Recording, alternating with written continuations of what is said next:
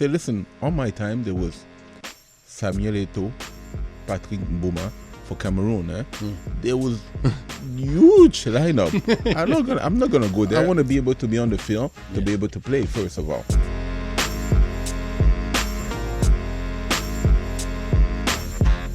It was a shock the first couple of months because it was very different way of training. I live in Africa. I live basically in the jungle with my grandmother. That's changed my life. Back in Canada gave me the opportunity to be who I am today. This country gave me that opportunity, so I am part of it. It's always a privilege to be with your national team. And if you see my celebration, you'll be like, you'll understand. I understand why. Wow, that's a good one. We're gonna.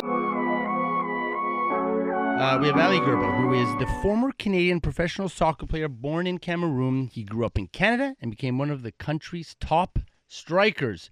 I'm saying top striker because you will understand why when we are speaking to him a little later. He played for several teams, including the Montreal Impact, Toronto FC, and clubs in Europe such as IFK Gothenburg in Sweden and Milton Keynes Dons in England. In the UK, Gerba also represented the Canadian national team, scoring 15 goals in 31 games between 2005 and 2011. And after retiring, he founded Complete Striker, a training center that helps young players develop their soccer skills, and the Ali Gerba Foundation, which supports youth through sports. We're going to go to a quick commercial break, and then we're going to get Ali in studio with us so we can talk all things football, foundation, community, Team Canada that's going on, and just to get to know the great gentleman that is Ali Gerba. We'll be back after this on the first half. Welcome back to CSN 690, the first half. Ali, you got to speak up, baby. We got to speak up. We are blessed today in studio. You heard the whole thing about Team Canada and the Impact and TFC, professional footballer. He played for the Dons in England. Yeah, welcome, sir. Thank you for inviting me. No, you got to speak up. You guys, the whole world's listening, man. You can't be quiet. You got to talk it up. First of all, thank you to inviting me. To think about me. It's been a couple of years, but too long. You don't want to invite me because I know I take too much space. But no, it's okay. Dude, are you I kidding lost me? weight a little bit, so the chair fit me now. Get out of here. This is an absolute honor. Honestly, like this was a long time coming and should have came quite a while ago. I did read out your bio, but I think it would be a disservice to just allow a couple of lines to describe. So I was hoping you would take just a minute or two to give us a bit of your background, how this journey brought you to where we are today. Also a little bit about your parents, about your mom, the service to the country, just all the things that are sort of engulfing you. I mean, not a big story, but it's an important one because it's why you are who you are today. First of all, a lot of people, they don't know about me, even the story about me, but I don't speak much, so I'm always on the low. So my parents, they teach us that to be very on the low and do action more than words. So I don't like to speak much. I'm more action guy. So my parents came here, it's 38 years ago. Yeah.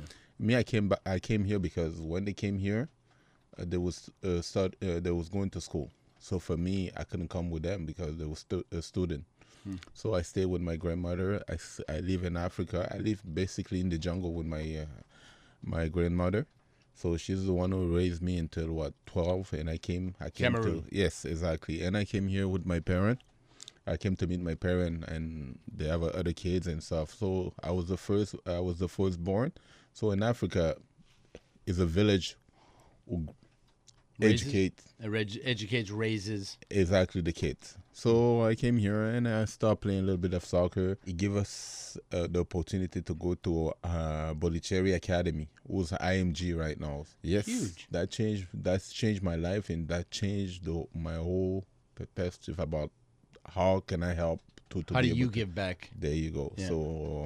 So yes, so we saw training there. We see all kind of people, Tiger Woods, Andre Agassi, Pete Sampras, Kornikova, the Williams sisters. So all those big people. Then we grew up with them and we trained with them, and it was quite an experience as a. Could you imagine? Exactly. Cameroonian kid living in Quebec, then off to that camp. Go to Sarasota. It was and he's still there. So Is it? That's right. Yes, he's the biggest one. Under IMG, you were saying, right? Exactly. Yeah.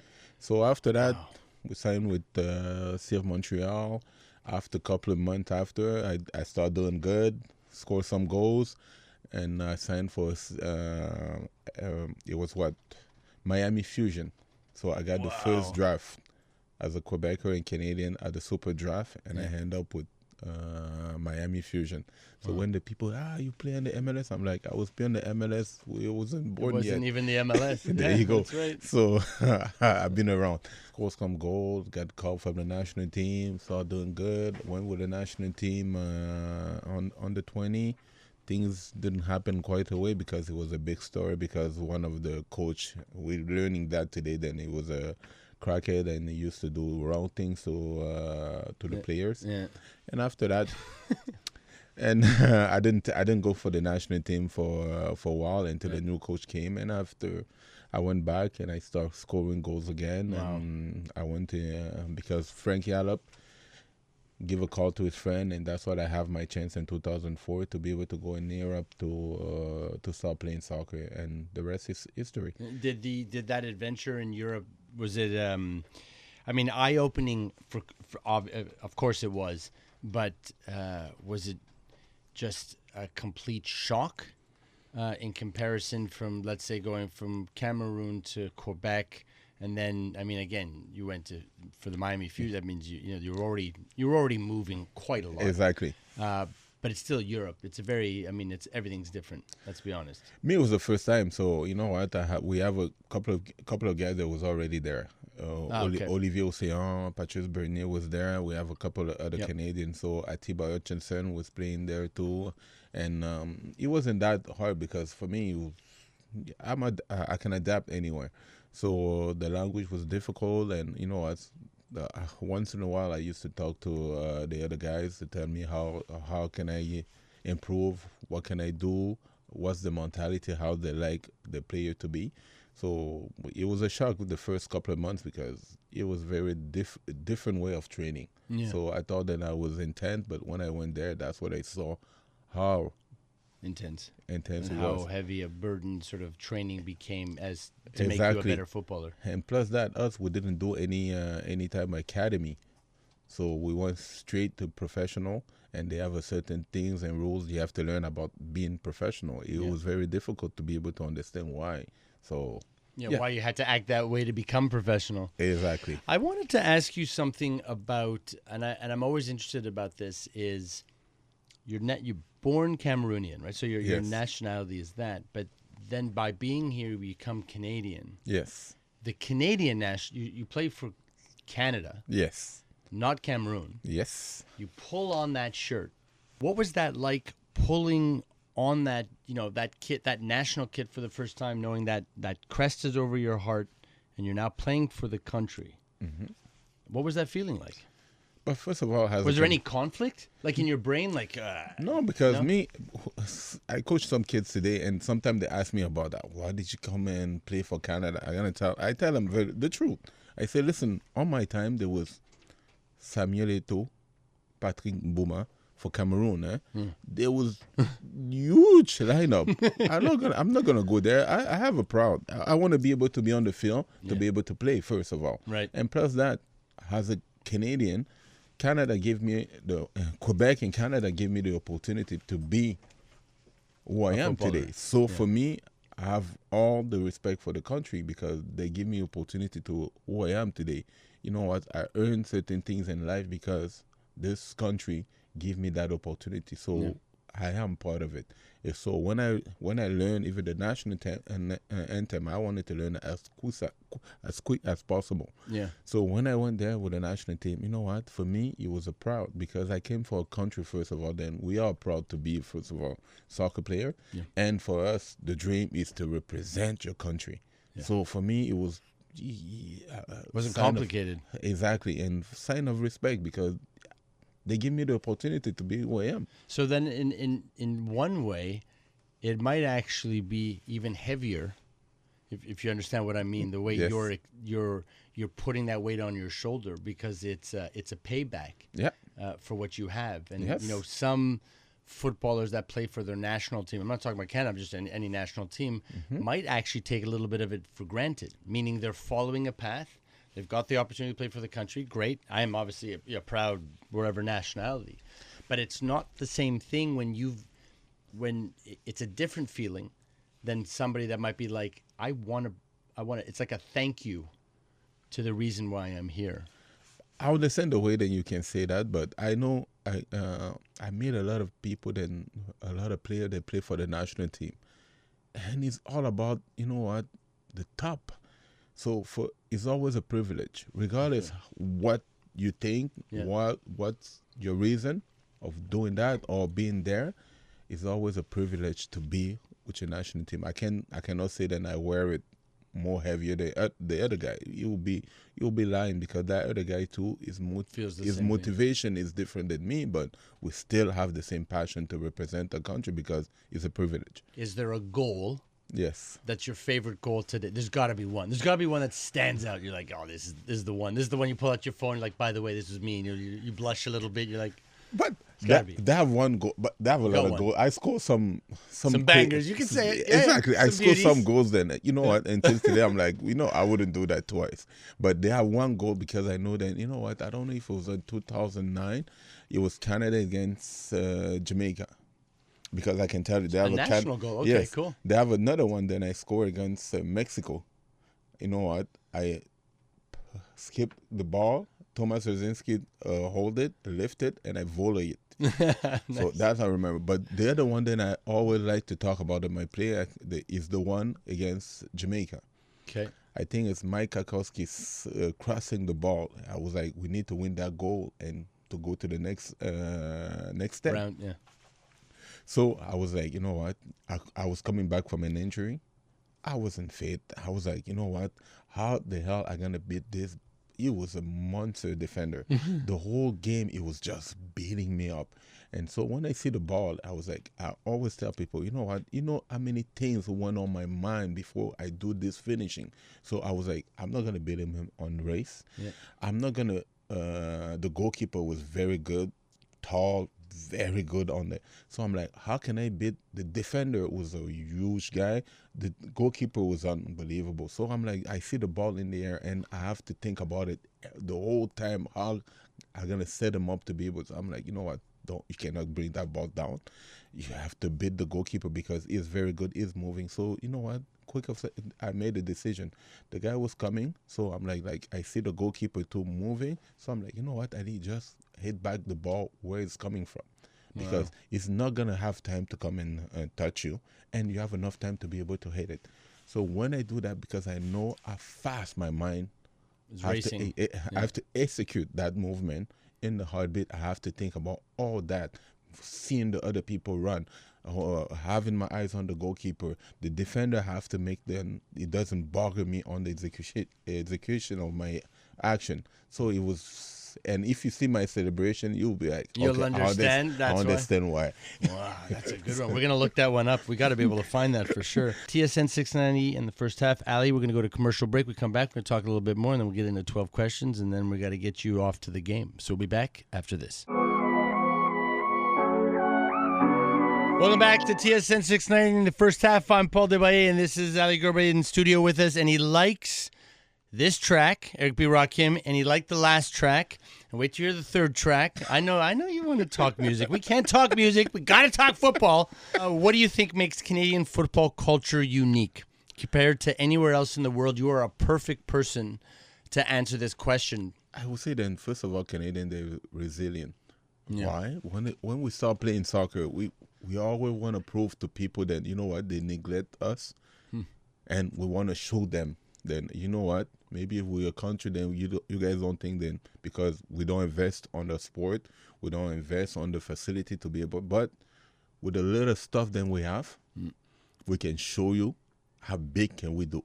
Right, and imagine. We should invest more on the facilities. I think the player, they're doing more than people putting money to it. Okay. And they have a certain people, they're passionate about the game. Yeah, they're doing, you know what, well, like the new club, Supra, they're doing the roles.